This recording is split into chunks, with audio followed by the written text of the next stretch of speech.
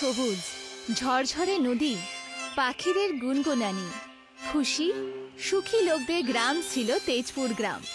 গ্রামের প্রধান ছিলেন সম্পদলাল। সম্পদলাল খুবই ভদ্র, নম্র আর বিনয়ী ছিলেন, আর গ্রামের খুব খেয়াল করতেন। বটগাছের নিচে চলন্ত সভার মধ্যে গ্রামের লোকদের এক বিশেষ পুরস্কারের ব্যাপারে খবর দিচ্ছিলেন। এ তো খুবই খুশির খবর। প্রতি বছরের মতন এই বছরেও আমরা আদর্শ গ্রামের পুরস্কার দেওয়া হয়েছে। এই পুরস্কারটা এটারই প্রমাণ যে আমাদের গ্রামে বিকাশের সাথে সাথে সুখ শান্তিও রয়েছে। আমি আপনাদের সবাইকে এটাই বলতে চাই যে আপনারা সবাই যেভাবেই হোক একসাথে মিলেমিশে থাকুন। কিন্তু সম্পদরামজি, বিকাশ সুখ শান্তি এসব তো ঠিক আছে, কিন্তু প্রতি বছরের মতন এই বছরেও তো আমাদের গ্রামে কনকনে ঠান্ডা পড়বে। সেটা নিয়ে কি করব? এর কি কোনো উত্তর আছে আপনার কাছে? প্রতি বছরই ঠান্ডা তো আসে, আর প্রত্যেক বছরের মতন এই বছরেও আমাদেরকে কম্বল বিলি করতে হবে, তাহলে লোকজন ঠান্ডা থেকে নিজেদের রক্ষা করতে পারবে। ইনি হলেন সূর্য, সম্পদলালের একমাত্র ছেলে। নিজের বাবার মতনই গুণে ভরা আর একজন ভালো মানুষ, যে কিনা সব সময় গ্রামের মঙ্গলের ব্যাপারে ভাবতে থাকতো। কিন্তু এই বছর আমরা জানতে পেরেছি যে এত বছর ধরে যা ঠান্ডা পড়েছে তার থেকে বেশি ঠান্ডা এবছরে পড়বে। আরে আপনি চিন্তা করবেন না, এর জন্য কিছু না কিছু একটা উপায় আমরা অবশ্যই খুঁজবো। রামদাসের কথা সত্যি প্রমাণ হলো। এই বছর গ্রামে খুব ঠান্ডা এলো। সম্পদলাল আর সূর্য গ্রামের লোকেদের কম্বল দান করলো, কিন্তু যত কম্বল দেয়া হলো সেটা লোকেদের জন্য কম পড়লো। আরে এবছরও তো এত বেশি ঠান্ডা পড়েছে যে 2-3টে জামা পরার পরেও শীত কাটছে না। হ্যাঁ ভাই, আর এই বছরের গ্রামে সম্পদবাবু যত কম্বল বিলি করেছিল সেগুলোও দেখছি কাজে দিচ্ছে না। এখন কি করব? এই ঠান্ডার মধ্যে বাইরে বের করব কি করে? বাড়ির বাইরে তো কাজ করতে না গেলে তো না খেয়ে মরবো আমরা, তাই না? এখন কি যে করি কে জানে বাবা। এখন মনে হচ্ছে ওই ধনসুখলালের দোকানেই আমাদেরকে যেতে হবে। আরে কিন্তু ও তো অনেক দামি জিনিস বিক্রি করে, কি করব? আরে আর কি কোনো উপায় থাকলে বলো তাহলে। এই জন্য গ্রামের লোকেরা ধনসুখলালের দোকানে জমায়েত হলো, যার একটি কম্বলের দোকান ছিল। দেখো ভাইরা, কম্বলের দাম কিন্তু 5,000 টাকা। এর কোয়ালিটি দেখো একবার, খুব ভালো। তোমরা নিতে চাইলে নাও, না হলে এখান থেকে বিদেয় হও। তোমাদের প্রধানের মতন কম্বল কিন্তু আমার কাছে নেই, আর ওনার তো বেডশিট আর কম্বলের মধ্যে কোনো পার্থক্যই নেই। পার্থক্য তো আপনার আর ওনার মানসিকতাতেই রয়েছে।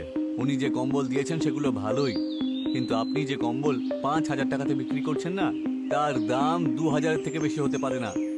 এত ঠান্ডা পড়েছে গ্রামে, আর আপনি নিজের লাভটাকে দেখছেন। হ্যাঁ, আরে গরিব মানুষ ঠিক আছে, কিন্তু বড় লোকদেরকেও এই কম্বল কিনতে অনেক কষ্ট সহ্য করতে হয়। আপনিও তো এই গ্রামেই থাকেন, তাই না? আপনার কি এই গ্রাম নিয়ে কোনো চিন্তা হয় না নাকি? আরে আমি তো গ্রামের ব্যাপারেই ভাবছি ভাই, সেই জন্যই তো এই রেটটা কম রয়েছে।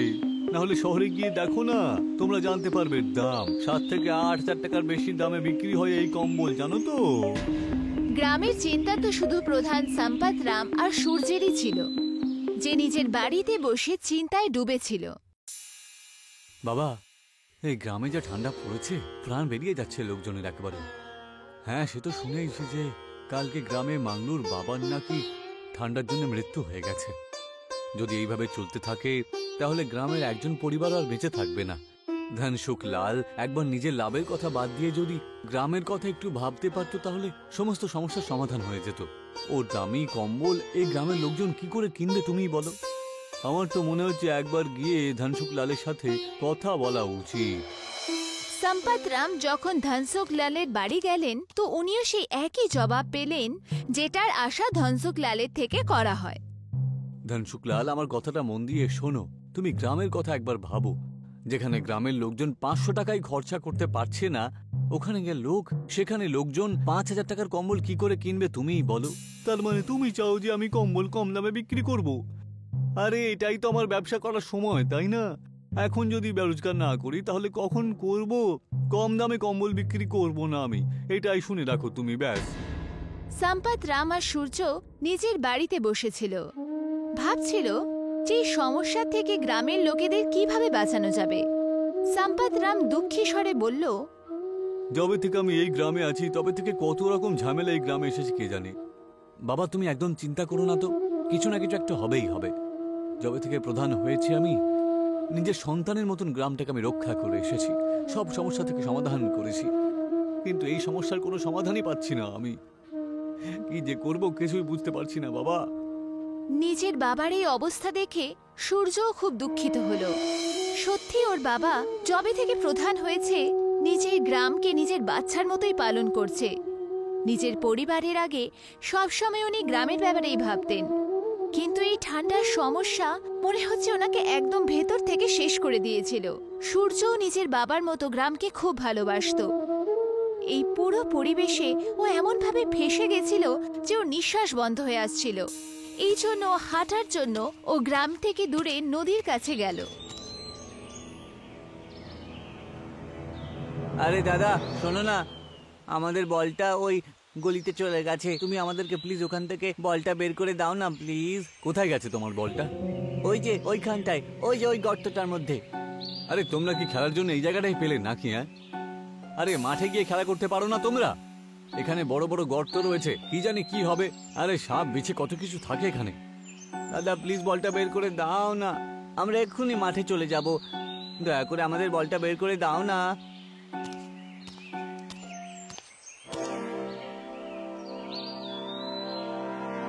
নাগকে দেখে সবাই ভয় পেয়ে গেল, কিন্তু সূর্য তখন চমকালো যখন নাগ বলতে শুরু করলো। ভয় পেও না, আমি জানি যে আমাকে দেখে তুমি ভয় পেয়ে গেছো। আমি একজন কথা বলতে পারা নাগ।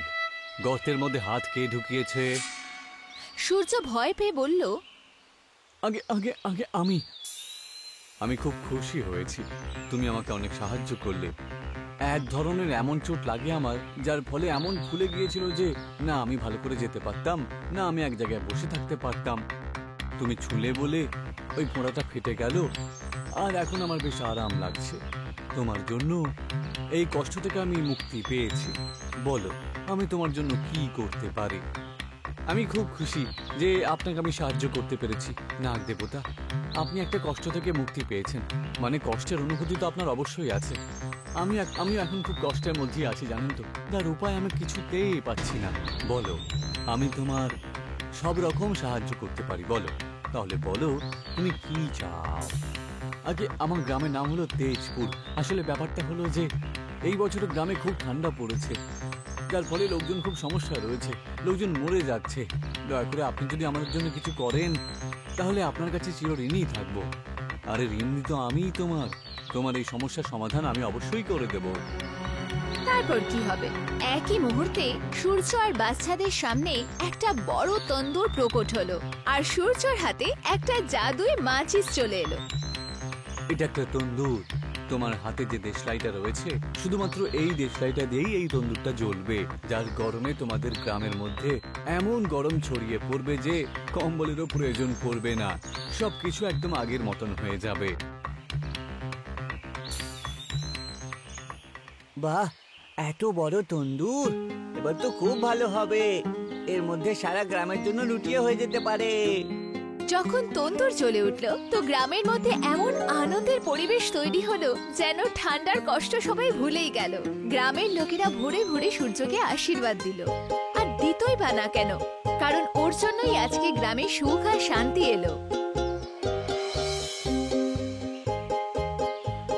আরে সূর্য দাদা, এই তন্দুরের কারণে এত গরম ছড়িয়ে পড়েছে যে গ্রামে কারো ঠান্ডা লাগছে না, তাই না? এই তন্দুরটা কিন্তু বেশ দুর্দান্ত। সব থেকে ভালো ব্যাপার হলো যে এটা শুধুমাত্র সূর্য দাদার এই দেশলাইটা দিয়েই জ্বলে। জাদুর এটা। তা জাদু তো একটু আছে রামদাস বাবু। আমি এই জন্য খুব খুশি হয়েছি যে আমাদের গ্রাম এখন ঠান্ডা থেকে রক্ষা পেয়ে গেছে। কিন্তু এইসব দেখে গ্রামের শেঠ ধনসুখ লাল হিংসায় ফেটে পড়ল। এই সূর্যটা তো আমার সব ব্যবসা একেবারে লুটপাট করে ছাড়লো। আমি এত কম্বল শহর থেকে কিনে নিয়ে এলাম যে এখন সেগুলো সবকিছু ওই তন্দুরের মধ্যেই জ্বালিয়ে দিতে হবে। ওই তন্দুরটা আমার জীবনে সব থেকে বড় কাঁটা। কিছু একটা করতেই হবে আমাকে। শুনেছিস যে মাচিস সূর্যের কাছে আছে, শুধু সেই মাচিস দিয়েই ও তন্দুর জ্বালাতে পারে। যদি তুমি ওই মাচিস চুরি করে নাও আর সেটা নষ্ট করে দাও, তারপর আবার লোকেরা ঠান্ডায় মরতে শুরু করবে, আর ওদের ঠান্ডা থেকে বাঁচার জন্য তোমার থেকেই কম্বল কিনতে হবে। হ্যাঁ, কিন্তু এটা কি করে করতে পারি যে ওই তন্দুরের দেশলাইটা আমার হাতে চলে আসবে? তোমাকে ওই মাচিস গ্রামের লোকেদের নজরের আড়ালে চুরি করতে হবে। একটা কাজ করো, রাতের অন্ধকারে তুমি সম্পত লালের বাড়ি যাও আর ওই মাচিস নিজের হাতে নিয়ে সেটা শেষ করে দাও। রাতে যখন গ্রামের লোকেরা সবাই ঘুমোচ্ছিল তখন সম্পত রামের ঘরের পিছনের দরজায় কিছু আওয়াজ হলো।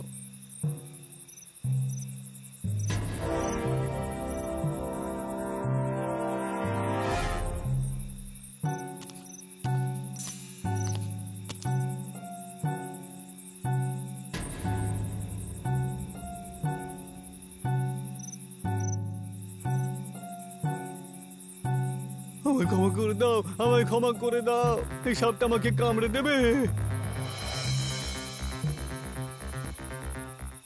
ঘনশুক, তুমি এখানে কি করছো? চোরদের মতন তুমি আমাদের বাড়িতে কি করছো? আরে তোমার জাদু তন্দুরের জন্য তো গ্রামের লাভ হলো ঠিকই, কিন্তু আমার ব্যবসা একেবারে লুটপাট হয়ে গেল। আমার খুব ক্ষতি হচ্ছিল। তো যদি এইভাবেই চলতে থাকো তাহলে আমি কি করে পয়সা রোজগার করব? সেই জন্য তোমার তন্দুরের ওই দেশলাইটাকে আমি নষ্ট করার জন্য এখানে এসেছিলাম, কিন্তু যেই আমি ওটাকে ছুঁলাম না সেটাকে সাপে পরিবর্তিত হয়ে গেল। আর এখন দেখো মাটিতে যেই পড়ে রইলো আবার দেশলাই হয়ে গেল। আমায় ক্ষমা করে দাও ভাই, আমি আর কখনো এমন ভুল করব না। সামনের দৃশ্য দেখে কি হয়েছে জানার জন্য সূর্য আর সম্পত রামের একটুও সময় লাগলো না। মানুষ লোভে পড়ে যে কতটা অন্ধ হয়ে যেতে পারে তুমি নিশ্চয়ই সেটা আজকে বুঝতে পেরে গেছো। তুমিও তো এই তেজপুরেরই একজন সদস্য। গ্রামের সুখে দুঃখে তোমার পাশে থাকা উচিত, নাকি লোভে পড়ে গিয়ে অন্ধ হয়ে যাওয়া উচিত, বুঝলে? আমি আমার ভুল বুঝতে পেরে গেছি, আমাকে ক্ষমা করে দাও।